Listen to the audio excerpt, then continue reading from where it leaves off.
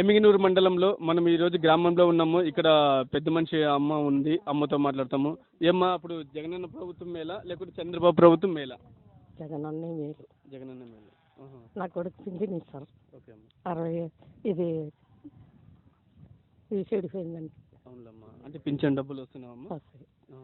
ఎట్లమ్మా ఇప్పుడు వాలంటీర్లు, ఇప్పుడు ఈ ప్రభుత్వంలో వాలంటీర్లు ఉన్నారు కదా, మీకు ఇంటింటికి వచ్చి కలిసి పొద్దున్నే 1 తారీఖు అయ్యేదాకా మీకు వాలంటీర్లు వచ్చి పింఛన్ డబ్బులు కానీ ఇస్తున్నారు కదమ్మా, మరి ఎలాగుందమ్మా ఈ ప్రభుత్వంలో? బాగుండదు. వాలంటీర్లు బాగున్నారమ్మా? బాగుండదు. ఇంటింటికి వచ్చి మీకు టైం టు టైం కానీ మీకు సురక్ష కార్యక్రమం అమ్మ ఓడిస్తారు. నా కాళ్ళకి 40 ఏళ్ళు దుడ్లు ఇస్తారు. ఒక చేను ఉండదు. చేను నష్టపలారం వస్తుంది. తినింది లేదంటారు. జగనన్నే మేలు చూడు. మాకు 10 మాటలు అనేది అవసరం లేదు. ఎంతమంది అమ్మ కొడుకులు మీకు? ఇద్దరు కొడుకులు. ఎలాగమ్మా మీకు ఇప్పుడు ఇక్కడ మేలు అంటారా? జగనన్న ప్రభుత్వమే మేలు అంటారా? చెన్నకేశ్వరరెడ్డి ఎట్లమ్మా ఇక్కడ ఎమ్మెల్యే? చెన్నకేశ్వరరెడ్డి ఇంకా ఎర్రగొట్టకే ఇంకా వాళ్ళే ఎర్రగొట్టకే ఇక్కడ కూడా వస్తుంటారు కదమ్మా, ఎట్లా మరి ఊరిలో? ఊరికేమో ఇటుకేమో వచ్చలేడు పల్లెటూరుకి. ఇంకా అక్కడే ఎండాకాలం ఎట్లా మేలమ్మా? నీళ్లు కానీ వాటర్ ఏమన్నా ఇక్కడ? నీళ్ళు మాత్రం ఇతను బాగా ఇడుస్తుండే, కొంచెం ఇప్పుడు ఇబ్బంది అయ్యేసింది నీళ్ళు. ఎన్ని రోజుల నుంచి ఉందమ్మా నీరు సమస్య? ఒక 5 నెలలు 6 నెలలే. 5-6 నెలలు. చాలా అన్యాయం.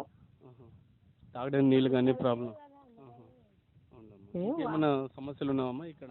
ఏం లేదులే.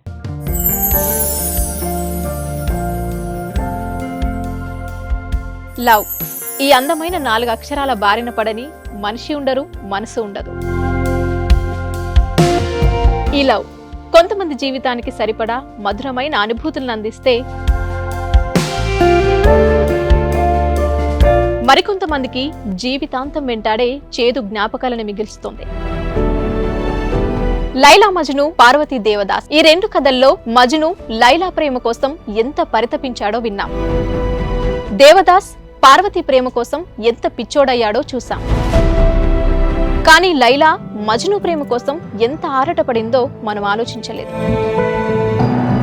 దేవదాసు దూరమయ్యాక పార్వతీ పరిస్థితి ఏంటో మనం అర్థం చేసుకోలేదు. ప్రేమ నుండి పెళ్లి వరకు వెళ్ళలేకపోయినా ఎంతో మంది అమ్మాయిల బ్రేకప్ స్టోరీస్తో మీ లవ్ టుడే.